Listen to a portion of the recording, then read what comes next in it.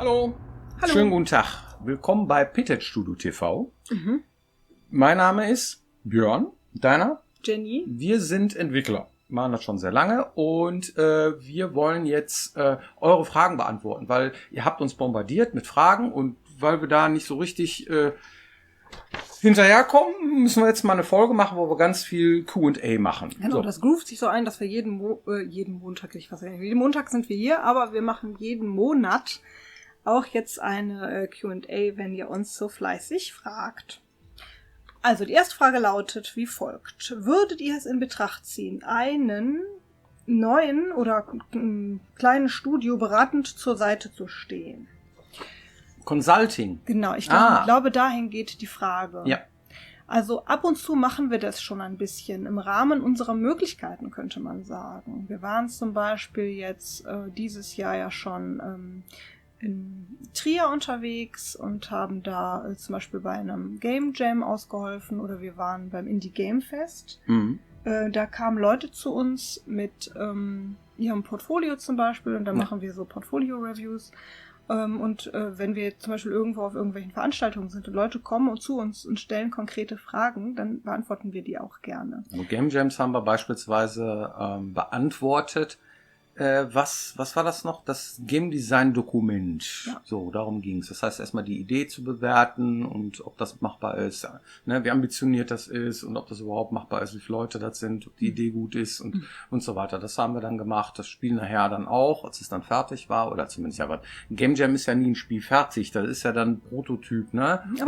Aber spielbar, ja. ne? Das dann auch bewertet und so weiter. Das heißt, das machen wir. Consulting machen wir tatsächlich sogar. Genau. Ja. Was wir nicht machen ist, also das ist immer so eine Zeitaufwandfrage, weil während unserer normalen Arbeitszeit, wenn wir jetzt zu Hause sitzen wir ja im eigenen Projekt. Und das kostet natürlich auch Zeit, wie ihr euch vorstellen könnt. Und da sind wir auch zu 100% jetzt dabei, das nach vorne zu treiben. Und darum müssen wir halt wirklich gut haushalten mit der übrigen Zeit. Und deswegen machen wir sowas wie projektbegleitendes Consulting im großen Rahmen nicht, weil das kann man auch Vollzeit machen. Ja, dafür reicht die Zeit einfach nicht. Also wenn ihr ab und zu Fragen habt oder generell Fragen habt, könnt ihr sie natürlich sowieso gerne immer hier stellen. Aber sowas riesiges, umfangreiches irgendwie, dass wenn man in einem anderen Projekt einstiegt, dazu reicht die Zeit momentan nicht aus. Wie schätzt ihr die aktuelle Lage für Firmen in der Spieleentwicklung ein? Welche Auswirkungen könnte es haben, dass jetzt so viele Angestellte entlassen werden? Also für Leute, die das verfolgt haben, das ist weltweit, sind da extrem viele 1000 Menschen entlassen worden. Allein bei der Embracer Group waren es, glaube ich, also weit über 6000 Leute auf jeden Fall. Genau habe ich die Zahl jetzt nicht im Kopf. Könnt ihr gerne mal in der Gameswirtschaft reinschauen. Die haben das recht gut recherchiert. Und ja, also die Lage weltweit ist nach Corona extrem in den Keller gegangen, was die Spieleentwicklung angeht. Nachfrage ging zurück. Leute haben nicht mehr so viel gespielt. Leute sind mehr picky bei dem, was sie kaufen. Und trotzdem funktionieren, das muss man dabei sagen, Computerspiele unglaublich gut. Das heißt, es gibt gleichzeitig so etwas wie ein Down und so etwas wie ein Markt, der irgendwie immer läuft. Also das heißt jetzt nicht, dass die Leute nicht mehr spielen. Das ist statistisch auch tatsächlich nicht so. Aber nicht so, wie der Markt geboomt ist in der Corona-Zeit. Und jetzt haben wir... Es gibt halt mehr Spiele als Leute, die kaufen. Ne? Also genau, richtig. Das ist so. Ja, da werden die Leute wählerisch. Ne? Wir haben immer gesagt, das ist ja cool, wenn eine Auswahl da ist. Dann kannst du ja aussuchen, worauf du jetzt gerade Bock hast. Ist ja auch immer noch so. Aus Kundensicht ist das manchmal gar nicht schlecht. Ja. Aber aus Sicht der Branche ist das immer so eine Wellenbewegung. Wir sind jetzt momentan im Tal. Und diese Entlassungswellen, die haben ja auch noch nicht komplett geendet. Die Leute sind ja auch noch nicht ganz raus aus der Krise. Den einen fragst und den anderen, dann sagen die ja, was machst du denn jetzt? So gerade diesen Double-A-Sektor, den wir immer gerne beleuchten, wo wir Teil von waren, ne? Dass man, wie wird er sich entwickeln? Und viele sagen irgendwie, ja, das wird nur noch schlimmer werden, so. Man muss sich jetzt breit aufstellen. Man muss jetzt anfangen, irgendwie kleine Teams zu machen, am besten 5 und so. Mal gucken, welches davon irgendwie funktioniert. Danach irgendwie am besten irgendwie in den Brettspielsektor mit rein, so. Mal gucken, ob das funktioniert. Oder, keine Ahnung, Wurstbrote verkaufen, dann irgendwie, oder was weiß ich. Also, was... Keine Ahnung, sowas. Ne? Bücher schreiben, irgendwie. Es gibt Leute, die dann tatsächlich sich breit aufstellen. Vor allem die Leute, die von deren Arbeitsplätze von der AI bedroht werden. Na? Das ist natürlich auch so ein Ding. Da fragt man sich ja, was passiert denn jetzt mit diesen Leuten so? Ne? Weil die AI kann ja dann nachher alles im künstlerischen Bereich abdecken oder so. Heißt es, das sagen einige. Ja. Ich kann das nicht sagen. Ich weiß, wie rasant die Entwicklung ist da an der Stelle. Ne? Und auf der anderen Seite aber auch Leute, die dann irgendwie echt geiles Zeug machen irgendwie. Und da weiß ich nicht, was setzt sich da jetzt durch? Ne? Also, der Markt ist extrem im Wandel. Ne? Also AI, da gibt es ja, AI übernimmt zum Beispiel solche Sachen wie Lokalisation, AI übernimmt teilweise sogar Sprachaufnahmen. Ja? Das ist noch nicht da, wo es sein könnte, aber es ist schon verdammt nah dran. Und diese Entwicklung, die hört ja auch nicht auf. Das heißt, auch worüber dieser ganze Content- und Art-Bereich ist auch davon betroffen, Programmierung, die teilweise die AI jetzt auch schon kann und so weiter. Also das sind Sachen, die begleiten einen, ne? Das bietet Chancen, schneller an etwas ranzukommen, gerade als Entwickler. Es bietet für viele aber auch, also viele empfinden das auch als Bedrohung, weil sie dann sich umorientieren müssen. Und was machen all diese Menschen? Also in Bezug auf diese Frage, was bedeutet das für die Firmen? Ja, das kommt drauf an, worauf man sich spezialisiert vielleicht. Ja, also wir sind immer noch der Meinung, der Markt, der ist groß genug, um darin was Schönes machen zu können. Aber es funktioniert bei weitem nicht mehr alles. Und da muss man sehr fleißig und engagiert und ja. Ist es jetzt schwieriger als zu der Zeit, wo wir angefangen haben? Zum Beispiel Gothic 1 zu bauen. Ich glaube nicht. Das war anders. Na? Das war anders. Wir waren da auch sehr ambitioniert unterwegs. Mit 40 Leuten waren wir damals. Ich glaube, über 4 Jahre oder so wurde das Ding auch entwickelt. 4,5 Jahre, irgendwie sowas, ja.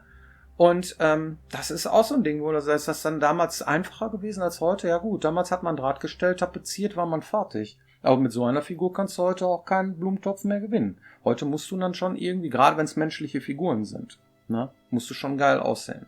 Und das ist so ein Ding, das heißt, die Ansprüche auch an einen selber, nicht nur die Kunden oder die Publisher, sondern auch als Entwickler selber, guckt man sich das an und möchte gerne bestehen, international auch am besten, wenn es genehm ist. Vor allem, wenn dein Laden so viel kostet, das ist klar, ne? So, weiß ich nicht, 35 Leute oder so, 250.000 Euro, ne? Ist mal eben weg.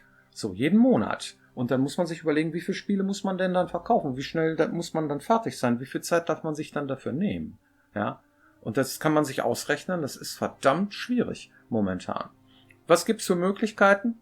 Wir sagen, wir gehen in den Indie-Sektor, machen kleinere Teams. Hat man auf jeden Fall auch mehr Konkurrenz, das darf man nicht vergessen. Es gab jemand, der sagte, die Schere geht auf irgendwie, dieser Mittelbereich, der verschwindet. Und dann gibt es wenige, die ganz oben in der Superliga spielen, mit dem AAA-Bereich. Ja. Und unglaublich viele, die rutschen dann in diesen Indie-Bereich. Ja. Und da muss man sich dann erstmal durchboxen durch die ganze Konkurrenz. Muss man auf sich aufmerksam machen, muss man gucken, dass man auch ein Spiel macht, was dann nicht sofort zerhackstückelt wird. Ja, was vielleicht irgendwie nischig genug ist, als es sein eigenes Publikum findet und solche Sachen. Ja. Und da gibt es unglaublich viele Möglichkeiten für den Kunden, auch unglaublich viel, was er sich dann angucken kann. Aber es gibt auch Dinge, die dann am Markt dann nicht mehr so erscheinen. Ja. Sehr spannende Frage. Gibt's keinen Passepartout? Wahrscheinlich kann man jedes Jahr diese Frage beantworten, weil sich die Situation nochmal wieder ändert. Ja, das war spannend. Ja, dann können wir das ja nochmal machen und gucken, wie es dann aussieht. Ja. Die nächste Frage, wo war ich denn jetzt? Ist, was macht ihr konkret eigentlich gerade? Was machen wir gerade?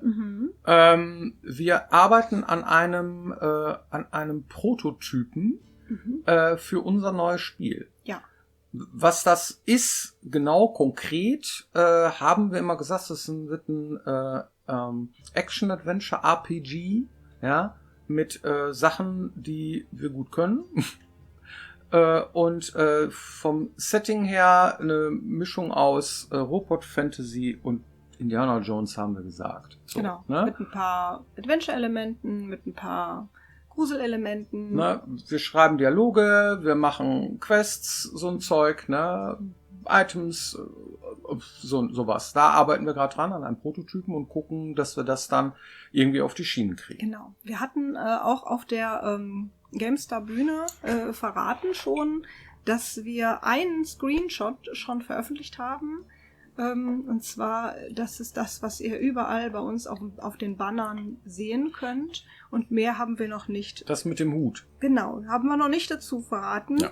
Und es gibt auch schon, wir wissen, dass ihr neugierig seid und dass ihr unglaublich viele konkrete Fragen zu Features schon stellt und was da alles mit reinkommt und so. Aber uns wäre es sehr lieb, wenn wir unseren Prototypen gebaut bekommen und euch dann etwas dazu zeigen können, etwas mehr dazu zeigen können und dann erst im Einzelnen die Inhalte irgendwie auf die Inhalte eingehen, weil sonst reden wir von einer Sache, die noch nicht existiert. Und das ist nicht gut. Wir haben also so gefühlt irgendwie jetzt die Möglichkeit, einmal einen guten ersten Eindruck zu machen, was das Spiel angeht. Deswegen arbeiten wir jetzt super fleißig auf das Announcement hin. Und weil das sehr viel Arbeit ist, brauchen wir halt auch noch ein bisschen. Und dann zeigen wir euch das und werden von da an natürlich auch, wir müssen ja irgendwie dann auch Leute von dem Projekt begeistern, regelmäßig Inhalte vom Spiel zeigen und darauf auch eingehen und die erklären. Zu wann ist das denn geplant, das Announcement? Genau, also wir arbeiten jetzt ganz grob daran, dass wir das irgendwann um die Jahreswende herum machen. Wahrscheinlich Anfang nächsten Jahres. Genau, so. Das genaue Datum haben wir noch nicht, nee, weil wir halt nicht wissen, wie schnell wir mit diesem Prototypen tatsächlich fertig sind. Aber das ist so unser persönlicher Milestone, wo wir darauf hinarbeiten. Und da würden wir uns wünschen, dass wir dann Material haben, das wir dann zeigen können. Und hoffen, dass wir den nicht verreißen. Genau, richtig. Das ist halt auch immer so ein Risiko, was man eingeht, wenn man Spiele macht irgendwie. Aber zumindest das peilen wir an. Das wäre unser Wunschkandidat und irgendwann Anfang des Jahres, das ist aber auch weit gefasst. Und dann es ist März, es ist Februar, es ist Januar, irgendwo da, mal gucken. Richtig. Wir werden sehen. Dann bekommt ihr auch einen ersten handfesten Eindruck davon, was es denn wird. Sobald wir damit fertig sind.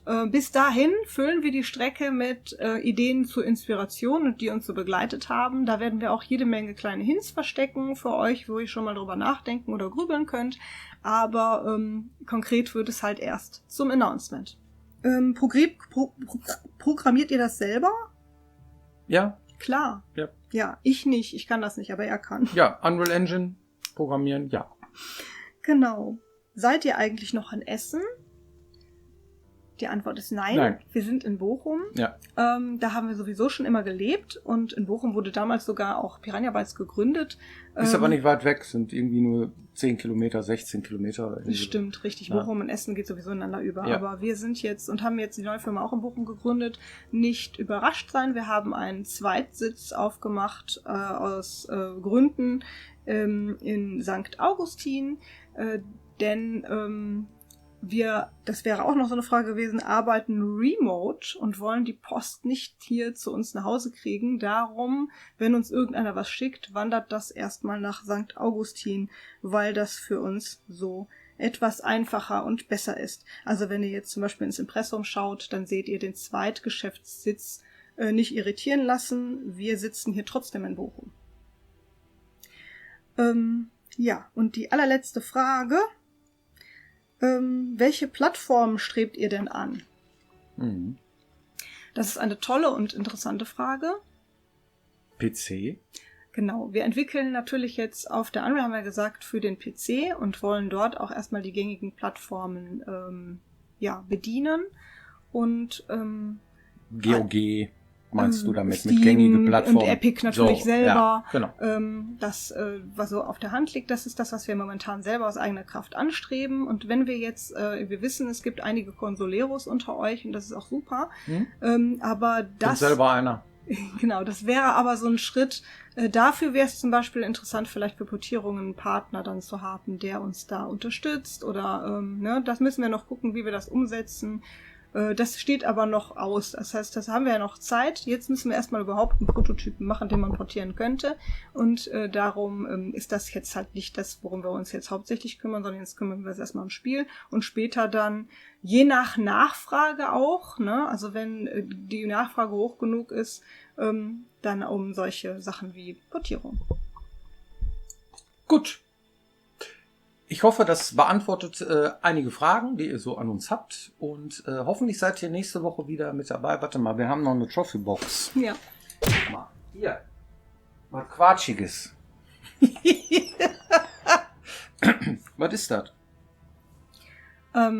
Also, das ist so ein kleiner, Marshmallow. genau. Ah, den muss ich nicht, genau, tu den mal aufs So. Mikro. Genau. Der ist voll süß und gehörte zu einem Indie-Entwickler, der, also diese Indie-Entwickler haben wir kennengelernt auf der Gamescom und die haben diese Dinger, das ist total süß, selber genäht. Also er saß mit seiner Schwester zu Hause und hat die Dinger genäht. Irgendwie 30, 40 Stück oder 50 Stück oder so. Das heißt also alles wirklich, ja, das sieht man auch hier, ne? Per Hand genäht und so mit dem Aufdruck drauf. Das Spiel heißt Once More. Ja, wenn ihr noch neugierig seid, könnt ihr gerne noch mal in die Gamescom-Folge reinschauen. Das ist dann von so ein kleines, niedliches Spiel, wo man so 2 Kekse drauf machen muss, um einen S'more zu machen. Und das fanden wir sehr süß, deswegen kommt das in die Trophy-Box. Oh. Vielen Dank. Ja, hoffentlich seid ihr auch nächste Woche wieder mit dabei, jetzt aber wirklich, wenn es heißt Pitted Studio TV. Genau. Vielen Dank. Bis dann. Tschüss. Unsere Tochter wollte den sofort klauen. Was ist das denn? Ist ja auch schon sehr niedlich, ne? Ist ja süß. Ja.